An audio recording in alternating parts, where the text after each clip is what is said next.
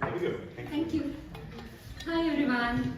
So, I will be talking about a very important component of SDG 11, which is disaster. How the resilience of the communities can be increased against disasters.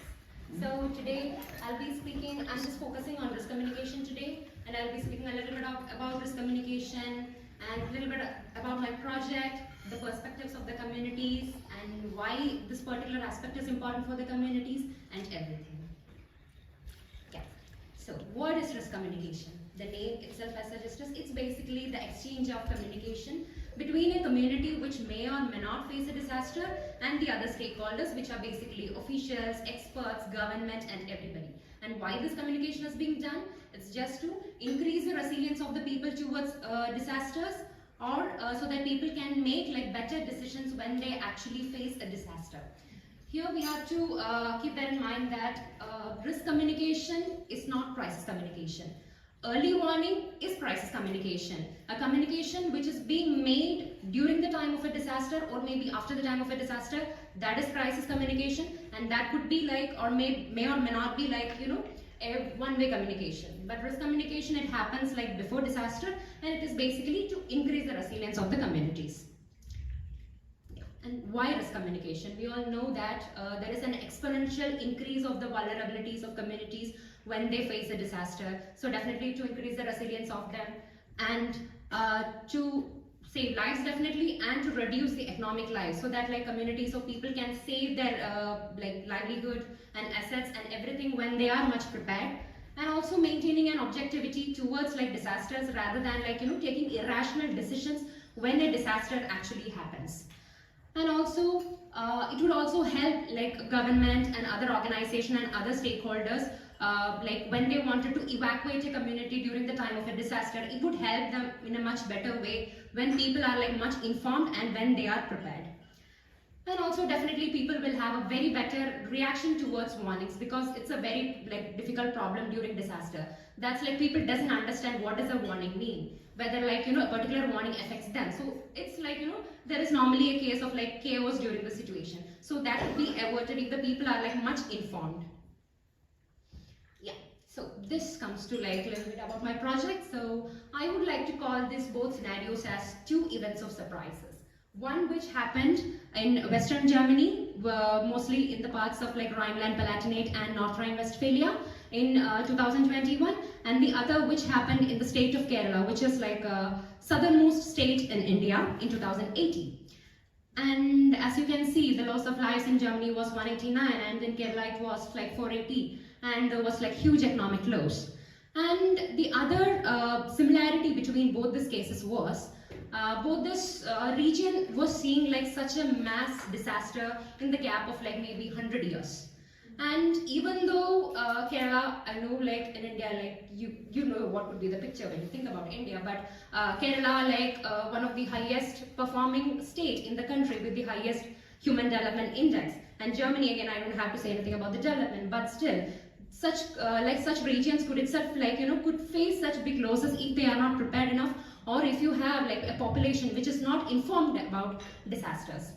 And definitely there were existing practices of risk communication which was being done by the government and everyone, but still these both regions had to go through such a big loss in both of these events. And definitely you can see that that's a major gap in between risk communication and preparedness in both these cases. Yeah. And why do we need to focus on the communities? It is very important that when you wanted to strategize a communication method, it is very important to mobilize the communities. And it has to be a bottoms-up approach rather than a top-to-down approach. And importance of addressing the layers in every community. In India, for example, we have something called caste. So it is very important to address what is the issues of a lower caste, and it will not be the same. The issues they face might not be the issues as faced by an upper caste. And again, coming back to Germany, the old age people could be more vulnerable. Differently able could be more vulnerable, or migrants could be more vulnerable. So it is very important to understand what does this communities need. So even when you go to a village or a community, there could be a layer within the communities itself. So it is very important to address that. And there are different community-based organizations, and also lot of informal associations and groups within the communities itself. They will know the behavior of the communities much better than maybe an external person. So it's very important, like, we integrate those organizations and associations also into ourselves in order to like strategize the communication methods. And definitely the communities knows best for themselves. For example, planting mangroves in order to reduce the effects of like flood, or to maybe plant bamboos in order to like reduce the effects of landslides. So all these are like methods communities basically adopt. So it is very important to understand that there is there is a lot of things to learn like from the communities itself. Yeah, these are like few very like nice examples and best practices in risk communication like developed by many countries. So here this is actually like few artists from like Indonesia. So they are like actually playing a folk song called Smog. So Smog is basically, Smog tells about the story of like tsunami. How does a tsunami comes? How can you identify a tsunami? So just because like people in the Sumatra region of like Indonesia, they knew about this song, and then they were able to avert the effect of tsunami during 2004, and a lot of lives were saved during that time. The second picture is like a street play played by a few students in Assam, and it's based on like DRR practices, and they are doing a street performance. The third picture, it's basically from Kerala. It's called Chekutti. It's like a doll. So there is a very interesting story behind this doll. That is, during the 2018 flood in Kerala, there was a weavers community which was affected by flood.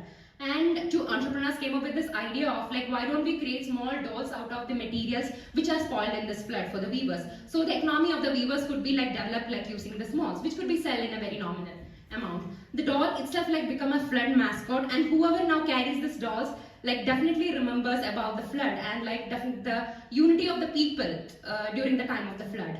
And I also want to talk about like the same thing with the flood wine. Thanks, Laura, it's your picture. And how like the flood wine is basically, it's from the Ahatal region. So they are like the spoiled wine from the Ahatal region during the flood in 2021. But they were able to sell the wine like putting the tag of like flood wine. So it's again like it represents like the hardships the people have went through the time of the flood, and it's a very intelligent way of communicating about the flood. And this is like the disaster preparedness guidelines from the Tokyo metropolitan government, and this is something which is being done by the Fiji government, and this character is called Iggy. It's an iguana. So Iggy basically goes and tells to children like about different disaster preparedness methods and everything. And this is a picture from an old house in Ahatal region, where basically you can see that it represents like the flood in 1804 and 1910. So it's very important like to check on the historical documentations in your own regions. So these are some perspectives I was able to collect when I did a survey in Kerala regarding the same thing, and also like from the workshops which were conducted in Germany, and also the surveys which were conducted like in the western parts of Germany on the 2021 flood.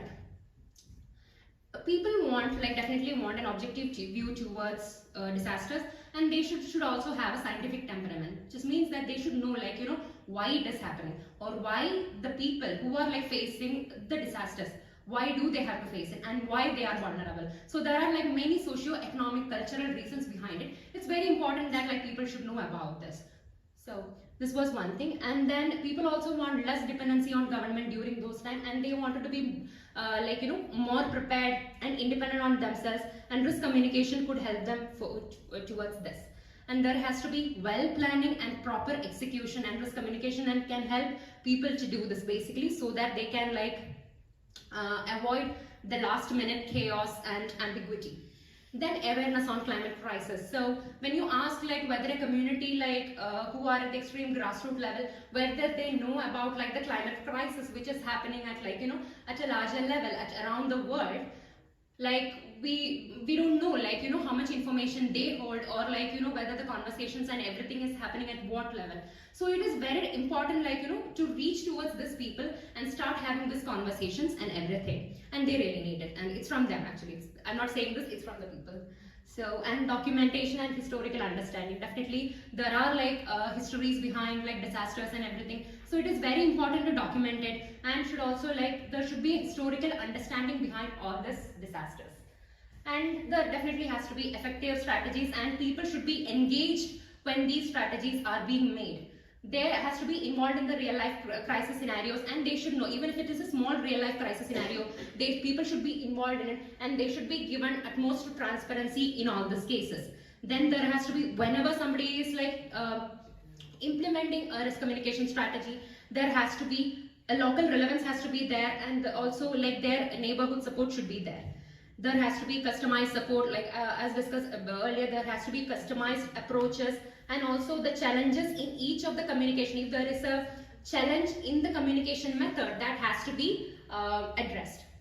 Then engaging various groups, again, like there are various groups and everything in the communities, that has to be engaged. They has to be engaged during all these discussions and everything. Understanding the context and behavior of the people, that is like very important.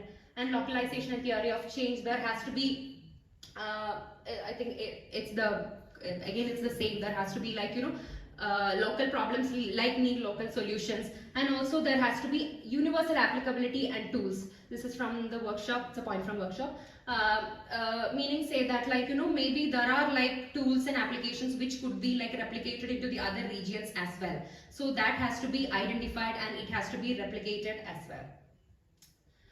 So this is again like a strategy which I was able to like come up with after like talking to people and everything. So identifying and understanding the socio-economic culture of the people. Whenever like we are strategizing something, it need not be like risk communication or anything, but anything, it definitely we need to identify and understand the socio-economic culture of that particular community for whom we are strategizing something. And engaging in dialogue and gathering information, and I'm going to talk both of this together. Participatory risk identification. People has to be like mobilized, and they has to be involved in risk identification, because they knew well. If there is like a risk of like landslide in some region, people will be knowing like which is the like hill near to them or whatever it is. People will be the best person to identify where the risk lies. And if it's a flood situation, people will be knowing about where is a small stream or whatever which is like having a flood threat. So people will be able to like identify it, and that will be the best way to do it. And then streamlining information and awareness. Once you know about it, like streamline the information and start like what like awareness has to be generated, like that has to be streamlined. And then after that, like when you collect the information and everything from the people, seeking expert advertise and fostering collaboration has to be done. Basically like what could be the solutions for this. If there is like a coastal area which is facing flood threat, it's better like maybe you could come up with a solution of mangrove plantation and everything. So such expert advice could be useful in this scenario. And identifying definitely effective communication channel. Maybe like most of the times like printing a pamphlet and giving it to the people, that like might not work most of the time. So it's like training, workshops, so whatever it is, what would be the effective like communication channel for the people should be done like after understanding the behavior of the community. Then definitely designing like effective communication strategy after identifying the communication channels, determining appropriate time and venue for the people, so that like you have the full attention of the people and their participation. Then finally implementing the communication strategy, and maybe after a point of, maybe it's not a good idea to wait for the disaster and then to collect the feedback, but then like maybe before that to collect the feedback and their opinion about like all this, like whatever communication strategy that you have done. So basically like I just wanted to close my presentation by saying that Mami Mitsutori, who was the special representative of UNDRR, she made a statement saying when prevention, that is disaster prevention, actually works, nobody speaks about it. But when there is like a big disaster and when there is a huge loss, people start like talking about it and everything. But it's better to start like to appreciating when something works, and also to like to encourage its replication and its implementation. It is like really important. Yeah. Thank you.